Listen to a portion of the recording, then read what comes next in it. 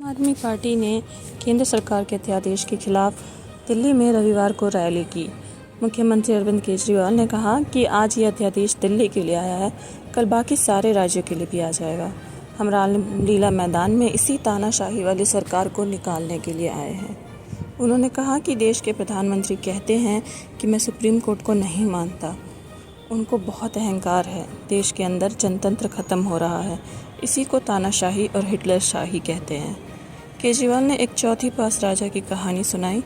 बोला कि इस कहानी में रानी नहीं है। कहानी सुनाते वक्त केजरीवाल ने नोटबंदी, फर्जी डिग्री का जिक्र किया। नाम लिए बगैर अडानी और बृजभूषण केस के बारे में भी बोला।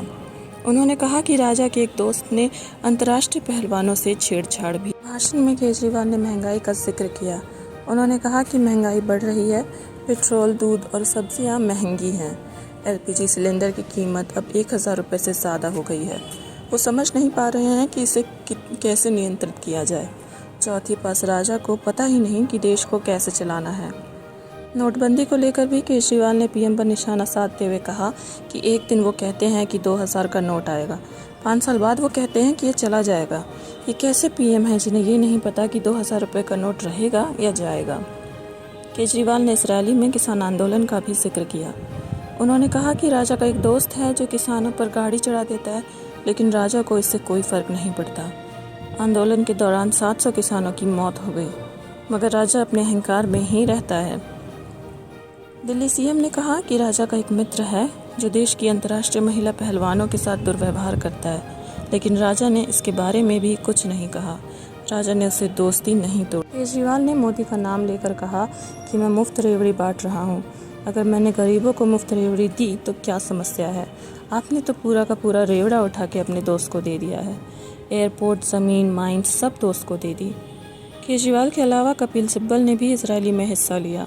उन्होंने दिल्ली केंद्र सरकार पर संविधान का मजाक उड़ाने का आरोप लगाया। सिब्बल ने कहा, केंद्र में बैठी सरकार सारे अधिकार ब्यूरोक्रेट्स को देना चाहती है। वो दिल्ली के सीएम के पास कोई पावर नहीं रखना चाहती। ये किस तरह का मजाक है? रैली को लेकर आपने दिल्ली में कई जगह पोस्टर लगवाए थे।